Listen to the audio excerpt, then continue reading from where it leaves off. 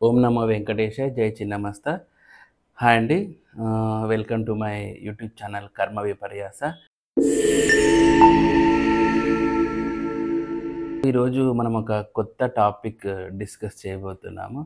అదేంటంటే ఈ టాపిక్ వలన కొంతమందికి చాలా బెనిఫిట్స్ ఉంటాయండి. ఏ విధమైన బెనిఫిట్స్ అంటే శుక్రదోషం, గురుదోషం, సమ్‌టైమ్స్ కుజదోషం. ఈ దోషాలు ఉన్న వాళ్ళకి చాలా యూస్‌ఫుల్ టాపిక్ ఇది. ఈ టాపిక్ నాకు తెలిసి ఏ ఆస్ట్రాలజర్స్ కూడా ట్రై చేయలేదనుకుంటున్నాను. అటువంటి సబ్జెక్ట్ ఈరోజు నేను చెప్పదలుచుకుంటున్నాను. ఏంటి ఆ సబ్జెక్ట్ అంటే కామసూత్ర విత్ జ్యోతిష్యం. సో, కామసూత్రని, జ్యోతిష్యాన్ని మనం ఏ విధంగా చూడాలి? కామసూత్ర ద్వారా మనకున్న దోషాలు ఎస్పెషల్లీ శుక్రదోషం, గురుదోషం వీటిని ఏ విధంగా మనము దోషాల్ని మనం క్లియర్ చేసుకోవచ్చు కామసూత్రను ఉపయోగించి అనేది చెప్పే ప్రయత్నం చేస్తాను.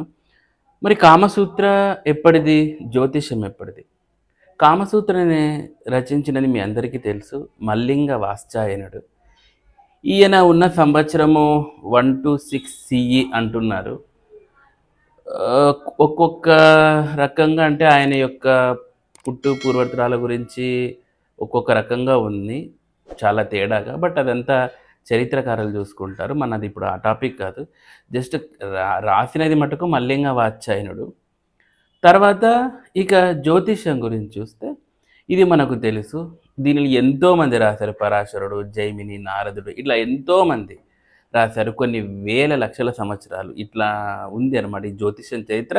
మనం ప్రత్యేకంగా చెప్పుకోని అవసరం లేదు, అందరికీ తెలిసినది.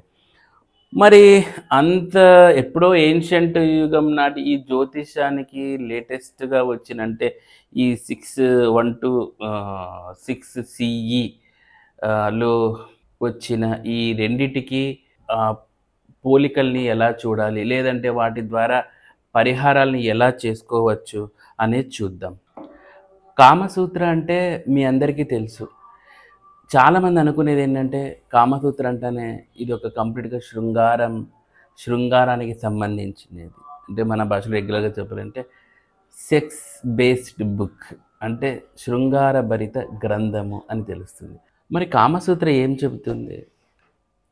నాట్ ఓన్లీ సెక్స్, ఇది శాస్త్ర అధ్యయనము, ధర్మ, అర్థ, కామ, తర్వాత కళలు, స్త్రీల యొక్క రకాలు, ఎటువంటి వాటి అంటే ఈ భంగిమల ద్వారా మనము తృప్తి పొందవచ్చు అనేది కూడా మనకు దీంట్లో విశదీకరింపబడి ఉంటుంది. మరి ఇటువంటి కామసూత్రని జ్యోతిషానికి రిలేట్ చేసి ఏ విధంగా మనం పరిహారాలు చేసుకోవచ్చు అనేది చూద్దాం ఒకసారి. కామసూత్ర అనేది ఒక రకమైన ఎరోటిక్ లిటరేచర్. ఈ కామసూత్ర ద్వారా మన జ్యోతిష్యాన్ని మేళవించి ఏ విధంగా పరిహారాలు చేసుకుంటే బెటర్ లైఫ్ లీడ్ అవుతుందనే చూద్దాం. ఇందాక మనం మాట్లాడుకున్నట్లు గురువు మరియు శుక్ర దోషాల గురించి చూద్దాం.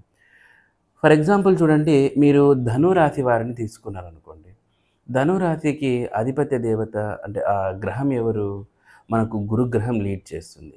సో ఆ రాశి వారికి ఫర్ ఎగ్జాంపుల్ గురుదోషం కానీ శుక్రదోషం కానీ ఉండిందనుకోండి, అప్పుడు వాళ్ళకి కామసూత్రను ఉపయోగించి అందులో మనకు మల్లింగ వాత్స్యాయన చెప్పినట్టు గజహస్త, తర్వాత సేతుబంధన, ఈ రకమైన పోస్చర్స్ ద్వారా, ఈ పొజిషన్స్ ద్వారా, పైగా ఈ పొజిషన్స్ మనము అంటే ఆ వ్యక్తులు ఈ పొజిషన్స్లో ఉంటూ ఎస్పెషల్లీ నైట్ టైం గురుహోరలో కలవడం ద్వారా ఎక్కువ ఫలితాలు అనేటివి అంటే ఆ పాజిటివ్ ఎనర్జీ అనేది రావడం జరుగుతుంది. దీని వెనకాల మనకు వాళ్ళు ఇప్పుడు చూడండి, భార్యాభర్తలు కలిసినప్పుడు అక్కడ జరిగే రతిక్రీడలో చివరి అంశంలో స్ఖలనంలో వచ్చే ఆ వీర్యకణాలు అంటే శుక్రకణాలు అంటాం కదా, ఆ శుక్రకణాన్ని శుక్రుడు ఎక్కువ డామినేట్ చేస్తాడనమాట. ఆ శుక్రుడు అంటే ఆ వీర్యకణాలు వచ్చే సమయము మనకు గురుహోరిలో మిళితం అవ్వడం ద్వారా హై ఎనర్జీ, హై పొటెన్షియల్ ఎనర్జీకి ఆ స్థాయి రీచ్ అయ్యే అవకాశాలు ఉంటాయి. పైగా వేసే ఆ పోస్చర్ కూడాను ఆ పోస్చర్ కూడాను గజానికి సంబంధించిన, అంటే ఇంగ్లీష్‌లో చెప్పాలంటే ఎలిఫెంట్ పోజ్, అదే ఇంగ్లీష్‌లో చెప్పాలంటే గజహస్తము, తర్వాత సేతుబంధ, గజసేతుబంధ ఈ ప్రక్రియల ద్వారా మనకు హై ఎనర్జీ మనకు వచ్చేస్తుంది. ఆ గ్రహాలకు సంబంధించి ప్రాపర్ గురుహోరలో కలపడం ద్వారా. సో, అప్పుడు మనము ఆ గ్రహాలనేది శాంతి జరుగుతుంది. ఇది ఎస్పెషల్లీ నాట్ ఓన్లీ రెగ్యులర్‌గా కలిసే వాళ్ళకే కాదండి.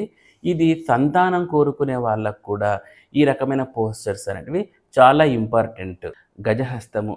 ఈ ఆసనాలు ఎస్పెషల్లీ మనకు ధను రాశి గాని, మీన రాశి వారికి ఇట్లాంటివి కామసూత్రాన్ని ఉపయోగించి చేయడం ద్వారా చాలా బెస్ట్ రిజల్ట్స్ అనేటివి, తర్వాత శీఘ్ర సంతాన ప్రాప్తి అనేది కూడా జరుగుతుంది. ఇక్కడ మనం ఇంటర్నల్‌గా చూడాల్సినది గురు, శుక్రుల కలయికగా చూడాలి మనము.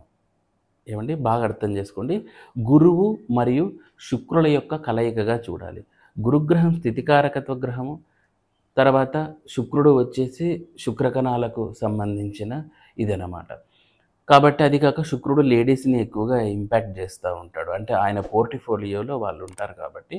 సో, ఈ 2 రకాల దాన్లకు అనుసంధానం చేసి మనము ఈ యొక్క పోస్చర్స్‌ని ఉపయోగించడం ద్వారా వెరీ బెస్ట్ రిజల్ట్ ఉంటుంది. ఫర్ ఎగ్జాంపుల్ కుజదోష జాతకులు ఉంటారనమాట. ఈ కుజదోష జాతకులకి ఉన్న కుజదోషం ఉన్న స్థానాన్ని బట్టి కుజహోరలో గలవా అంటే మరి లగ్నంలో ఉన్నాడా, లేదంటే కుటుంబ స్థానంలో ఉన్నాడా, మాంగళ్య దోషాన్ని ఇస్తున్నాడా, ఈ యొక్క స్థానాన్ని బట్టి, ఆ గురువు యొక్క కలయికను బట్టి, లేదంటే ఏ గ్రహం చేత చూడబడుతున్నాడో దాన్ని బట్టి వాళ్లకు పెళ్ళి అయిన తర్వాత సంతానాలేమి ఇలాంటివి కానీ భార్యతో గొడవలు జరిగినప్పుడు కామసూత్రాన్ని ఉపయోగించి ఏ విధమైన ఆసనం ద్వారా, అంటే ఆ యొక్క పోస్చర్స్ ద్వారా బెస్ట్ రిజల్ట్స్ మనం పొందవచ్చు.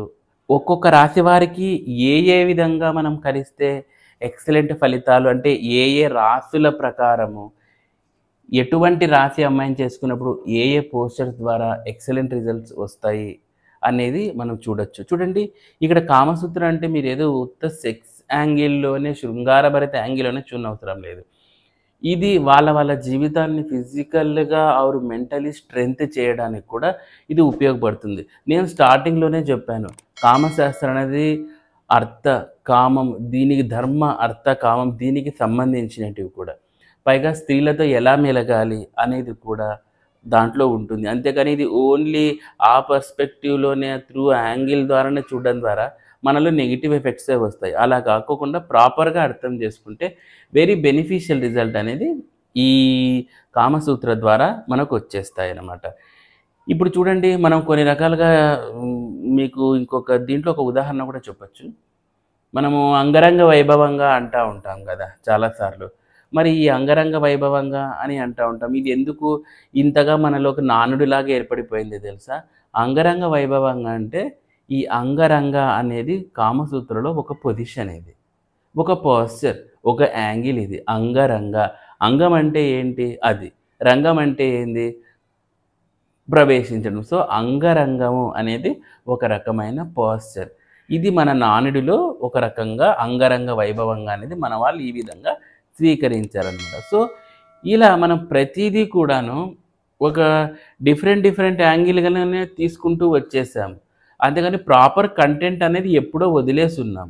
నేనేం చెప్తున్నానంటే దీని ద్వారా బెటర్ రిజల్ట్స్ అనేటివి భార్యాభర్తలు పొందవచ్చు అని చెప్తున్నాను. నేను ఇదేదో బిఫోర్ మ్యారేజ్ వాళ్ళకి నేను చెప్పట్లేదు. కేవలం హస్బెండ్ అండ్ వైఫ్ రిలేషన్స్ బాగా ఉండడానికి ఏ విధంగా మనం దీనిని ఉపయోగించాలి అనేది నేను చెప్తున్నాను. మనము ఇంకా దీని గురించి డిస్కస్ చేస్తే చూడండి, మనకు యోని తంత్రము, యోని మంత్రము ఇలాంటివన్నీ రకరకాలుగా ఉన్నాయి. యోని పూజలు, లింగ పూజలు ఇవి కూడా ఉన్నాయి.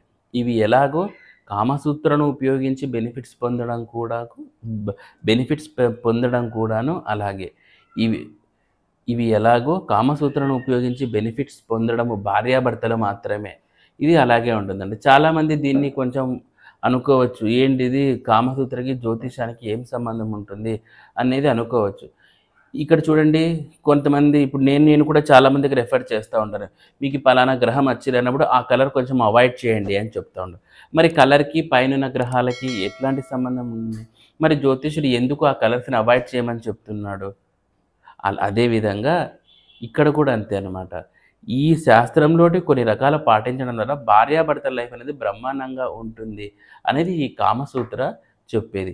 సో, వీటిని మనం జ్యోతిష్యానికి మేళవించి మనము ఇంకా ముందు ముందు చాలా చెప్పుకుందాం. అంతేకాకుండా రాశుల ప్రకారం ఏ ఏ రాశుల ప్రకారం ఎటువంటి పోస్చర్స్ వలన వైఫ్ అండ్ హస్బెండ్ రిలేషన్ మెరుగ్గా ఉంటుంది. అంతేకాకుండా అండాలకు అంటే లేడీస్ వాళ్ళు మంత్లీ జరిగే మెన్స్ట్రుయేషన్స్ ప్రాసెస్‌లో ఉండే అండాలు మరియు శుక్రకణాల కలయిక కూడా ఏ హోరలో జరిగితే బెస్ట్ రిజల్ట్ ఉంటుంది. ఎవరెవరి జాతకాన్ని బట్టి ఏ హోర చాలా ఇంపాక్ట్ చూపిస్తుంది. అటువంటప్పుడు కామసూత్రలో చెప్పిన వివిధ రకాలైన మనకు పోస్చర్స్ ద్వారా గ్రహాలు శుక్రగ్రహం గానీ, గురుగ్రహం గానీ, లేదంటే ఆ జాతకునికి సంబంధించినట్టు ఆ గ్రహానికి సంబంధించినట్టు ఎటువంటి పోస్చర్ వలన వాళ్ళు బెస్ట్ బెనిఫిట్స్ పొందుతారు అనేది ఇంకా మనం ముందు ముందు టాపిక్స్‌లో డిస్కస్ చేద్దామండి. సో, ఈరోజు నేను జస్ట్ ఒక చిన్న ఇంట్రడక్షన్ మాత్రమే చెప్పున్నాను. కామసూత్రాన్ని జ్యోతిష్యాన్ని మిళితం చేయడం ద్వారా మ్యాక్సిమం భార్యాభర్తలు చాలా హ్యాపీగా వాళ్ళ లైఫ్‌ని లీడ్ చేసే అవకాశాలు ఎక్కువగా ఉంటాయండి.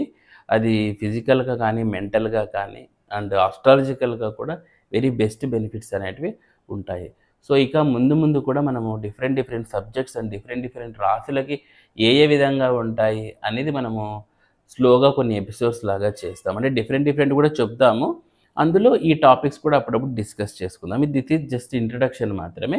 మీరు నా ఛానల్‌ని వాచ్ చేస్తూ ఉండండి అండ్ సబ్స్క్రైబ్ చేసుకోండి. తప్పకుండా షేర్ చేయండి, కామెంట్ చేయండి. చాలామంది ఇక కామెంట్ చేయమంటూనే ఏదేదో పిచ్చిగా కామెంట్ చేస్తున్నారు. సో, అదేం నేనేం పట్టించుకోను. కానీ ఏంటంటే కంటెంట్ అనేది మీరు ఏదన్నా చూడండి ఒక ప్రాపర్ యాంగిల్‌లో థింక్ చేస్తే మీకు అర్థమవుతుంది. కొంతమంది లగ్నం నుంచి చూడాలా, కనీసము ఎక్కడి నుంచి చూడాలని తెలియని వాళ్ళు కూడా చివరకు కామెంట్ బాక్స్‌లో కామెంట్ చేస్తున్నారు. ఆ కామెంట్స్ నాకు నవ్వాలో ఏడవాలో అర్థం కావట్లేదు. ఎందుకంటే కొంచెం పరిజ్ఞానం ఉన్నోళ్ళన్నా ఏమన్నా మాట్లాడితే ఒక అర్థం పర్థం ఉంటుంది.